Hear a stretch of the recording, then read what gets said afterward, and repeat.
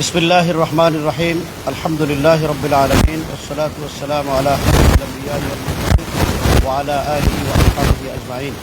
প্রিয় সাংবাদিক বন্ধুগণ, আপনাদেরকে ধন্যবাদ জানাই। একটি ঐতিহাসিক ঘটনাকে কেন্দ্র করে আন্তর্জাতিক অপরাধ ট্রাইব্যুনালে হেফাজতুল ইসলাম বাংলাদেশের পক্ষ থেকে আমরা অভিযোগ করেছি, মামলা দায়ের করেছি। এই মামলা অন্তর্বর্তীকালীন সরকারের আমলে করা হয়েছে। দীর্ঘ সময় এই মামলার তদন্ত কার্যক্রম পরিচালনা করে আসছেন প্রসিকিউশন। ইতিমধ্যেই চিফ প্রসিকিউটর মহোদয় নতুন ভাবে এসেছেন, জনাব আমিনুল ইসলাম সাহেব। উনি আসার পরে হেফাজতুল ইসলামের মামলার অগ্রগতি এবং কার্যক্রম খুব দ্রুত গতিতে এগিয়ে যাচ্ছেন। উনি আন্তরিকভাবে আমাদের এই মামলাকে পরিচালনা করার জন্য এবং চূড়ান্ত পর্যায়ে নিয়ে যাওয়ার জন্য উনি এবং ওনার টিম কাজ করছেন। আজকে ওনার সাথে আমরা সাক্ষাৎ করতে এসেছি, আমাদের মামলার অগ্রগতি বিষয়ে জানতে এসেছি।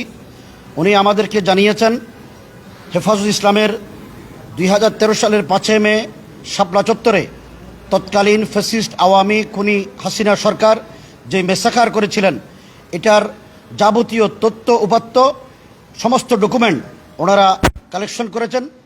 আগামী 7 জুন এটার চূড়ান্ত প্রতিবেদন আদালতে ওনারা দাখিল করবেন।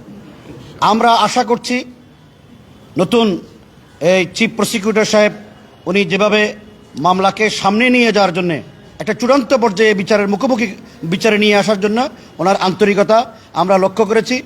আমরা বর্তমান সরকার ক্ষমতায় আসার পরে হেফাজতুল ইসলামের এই মামলাকে অগ্রাধিকার ভিত্তিতে চূড়ান্ত রায় ঘোষণার জন্য যেভাবে কাজ করছেন, আমরা সরকারকেও ধন্যবাদ জানাই এবং প্রসিকিউটরকে ধন্যবাদ জানাই।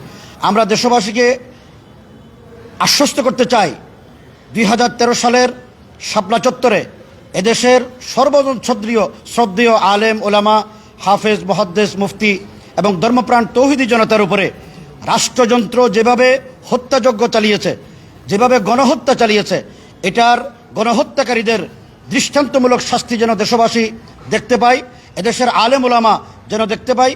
এই গণহত্যার দৃষ্টান্তমূলক শাস্তির মাধ্যমে আগামী দিনে যেন কোনো ফ্যাসিস্ট আলেম ওলামাদের সাথে, দেশের নাগরিকদের সাথে এইরকম অন্যায়, অবিচার, অত্যাচার যেন জুলুম না করে, তা যেন চিরদিনের জন্য বন্ধ হয়ে যায়, সেরকম একটা দৃষ্টান্তমূলক শাস্তি আমরা আশা